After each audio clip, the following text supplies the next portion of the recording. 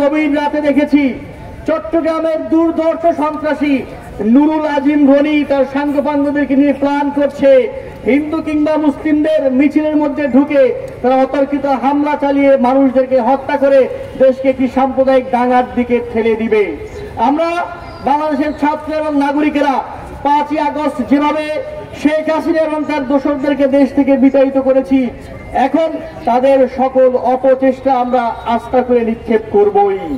বন্ধুগণ, আজকের এই সম্প্রীতি সমাবেশের এই মুহূর্তে বক্তব্য রাখবেন বৈষম্যবিরোধী ছাত্র আন্দোলনের কেন্দ্রীয় নির্বাহী কমিটির সদস্য, কেন্দ্রীয় সমন্বয়ক, ঢাকা বিশ্ববিদ্যালয়ের মেধাবী ছাত্রনেতা মাহিন সরকার।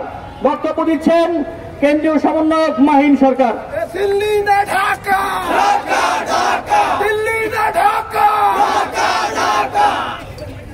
সকল কথার প্রধান কথা আজকের আমাদের এই সমাবেশ থেকে উঠে এসেছে ইসকন একটি জঙ্গি সংগঠন। আমরা বাংলাদেশের জনগণ ইতপূর্বে দেখেছি ইসকন বাংলাদেশে বিভিন্নভাবে উগ্রবাদ প্রচারের চেষ্টা করেছে, এমনকি তারা আন্তর্জাতিকভাবে তা চেষ্টা করেছে।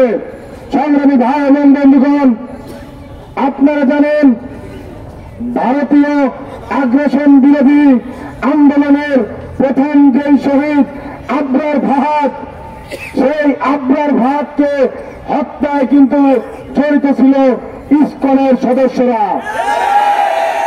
কিন্তু ইসকনের দোসর ভারতের 5টা গোলাম আওয়ামী লীগ সরকারের আমলে সে বাংলাদেশের বিচার বিভাগকে বৃদ্ধাঙ্গুলি দেখিয়ে কিন্তু বেরিয়ে গিয়েছে। আমরা বলতে চাই, আমাদের যে 24-এর গণঅভ্যুত্থান, 24-এর গণঅভ্যুত্থানের অন্যতম একটি মাত্রা ছিল ভারতীয় আগ্রাসন বিরোধী। সংগ্রামী ভাই এবং বন্ধুগণ, এই ভারতীয় আগ্রাসন বিরোধী আন্দোলনের সর্বশেষ শহীদ এখন পর্যন্ত আমাদের সাইফুল ইসলাম ভাই। আপনারা দেখেছেন কালকে কিভাবে তাকে রাস্তায় জবাই করে হত্যা করা হয়েছে। আমি এই সরকারকে বলতে চাই, আপনারা তো বলেছেন আপনাদেরকে সিলেক্ট করেছে ছাত্র জনতা, আপনারা আমাদের কাছে জবাব দিতে দায়বদ্ধ। আমরা আপনাদের কাছে জবাব চাই, সেখানে কি কোনো পুলিশ ছিল না? সেখানে তারা ঘোষণা দিয়ে কিভাবে দাঙ্গা বাঁধালো? পুলিশ প্রশাসন কি করে? আমরা দেখেছি কালকে বাংলাদেশ সরকারের তরফ থেকে, ঢাকার তরফ থেকে দিল্লির কাছে জবাব চাওয়া হয়েছে বাংলাদেশের এই আভ্যন্তরীণ বিষয়ে নাক গলানোর জন্য। কিন্তু আমরা বলতে চাই, ভারতীয় মিডিয়া তো অনেক আগে থেকেই উস্কানি দিচ্ছিল, তখন কেন আপনারা প্রতিবাদ জানান নাই? এই প্রতিবাদ পত্রের মধ্যে কেন ভারতীয় মিডিয়ার প্রতিবাদ করা হয় নাই, যেখানে তারা বারবার প্রোপাগান্ডা চালাচ্ছিল যে চিটাগাংকে তারা আলাদা করে নেবে? সংগ্রামী ভাই এবং বন্ধুগণ, ভারত সরকার, বর্তমান যে মোদী সরকার বসে আছে, তার কিন্তু সংসদে সে যখন নতুন করে চালু করে, সেই সংসদে কিন্তু অখণ্ড ভারতের মানচিত্র বসিয়েছিল। তার হৃদয়ে এটি প্রথিত আছে যে বাংলাদেশের মতো দেশগুলোকে ভারত আগ্রাসন চালিয়ে দখল করে নেবে। তাদের বিভিন্ন সময়ে আচরণে আমরা দেখতে পেয়েছি সেটা। সংগ্রামী ভাই এবং বন্ধুগণ, আমরা বলতে চাই, যতদিন বাংলাদেশের ছাত্র এবং জনগণ বেঁচে আছে, জুলাই গণঅভ্যুত্থানের স্পিরিট এবং বিপ্লবীরা যারা মাঝে নেমেছিল তারা বেঁচে আছে, ততদিন পর্যন্ত বাংলাদেশে ভারতের আগ্রাসনবাদ, উগ্র হিন্দুত্ববাদকে বাংলাদেশের মাটিতে প্রতিষ্ঠিত হতে দেব না। ইসরায়েল যেমন তার নব্য উপনিবেশবাদ, জায়নবাদ নামে প্রচারিত করে, তেমনি ভারতের ঔপনিবেশিকবাদ হল হিন্দুত্ববাদ। সংগ্রামী ভাই এবং বন্ধুগণ, আমি প্রশ্ন করতে চাই, আমাদের বাংলাদেশের হিন্দু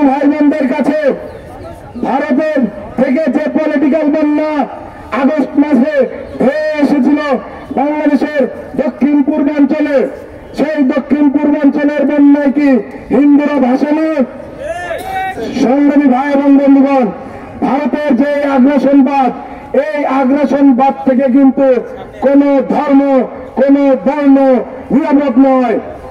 বাংলাদেশ হাজার বছরের বেশি সময় ধরে সকল ধর্ম, সকল বর্ণ শান্তিপূর্ণভাবে বসবাস করে এসেছে। তাই বলতে চাই, ভারতের মোদীকে বলতে চাই, মোদী শুনে রাখ, তুই কান খুলে শুনে রাখ, বাংলাদেশের জনগণ ঐক্যবদ্ধ ছিল, ঐক্যবদ্ধ আছে এবং ঐক্যবদ্ধ থাকবে। বারবার সংখ্যালঘু সংখ্যালঘু এই শব্দ বাংলাদেশে আর চলবে না। বারবার সংখ্যালঘু বলে ভিকটিম কার্ড প্লে করার যে গেম, সেই গেম কিন্তু আমরা বুঝে গিয়েছি। আমরা কিন্তু সংখ্যালঘু তত্ত্বকে অস্বীকার করি। বাংলাদেশে সংখ্যা গুরু নেই, বাংলাদেশের সংখ্যা লঘুও নেই, বাংলাদেশে শুধু আছে বাংলাদেশি। সংগ্রামী ভাই এবং বন্ধুগণ, আমি আমার বক্তব্যকে দীর্ঘায়িত করব না। আমি বলতে চাই, আমাদের যে সাইফুল ইসলাম ভাইকে ভারতীয় আগ্রাসনবাদের দ্বারা, হিন্দুত্ববাদের দ্বারা, ইসকনের নেতৃত্বে যেভাবে হত্যা করা হয়েছে, তার অতি দ্রুত সময়ের মধ্যে যদি বিচার কার্যকর না করা হয়, তাহলে কিন্তু আমরা ধরে নেব এই সরকারের মধ্যে সেই ভারতের আগ্রাসন সাপোর্টকারী দোসররা বসে আছে। এবং সরকারকে আরো আহ্বান জানাবো, যেই সমস্ত মিডিয়া এখনো ভারতীয় আগ্রাসনের পক্ষে ন্যারেটিভ তৈরি করছে, সেই সমস্ত মিডিয়াকে জবাবদিহিতার আওতায় আনতে হবে। সংগ্রামী ভাই এবং বন্ধুগণ, আমি আমার বক্তব্যকে আর দীর্ঘায়িত করতে চাই না। আমি চাই 24-এর এই গণ-অভ্যুত্থান, হার মানুষে এক করা বিপ্লব, সেই বিপ্লবের বিনিময়ে অর্জিত যে স্বাধীনতা, সেই স্বাধীনতাকে ন্যূনতম ভাবে কেউ প্রশ্নবিদ্ধ করার চেষ্টা করলে আমরা যতদিন বেঁচে আছি সেটি সফল হতে দেব না। ইনকিলাব জিন্দাবাদ।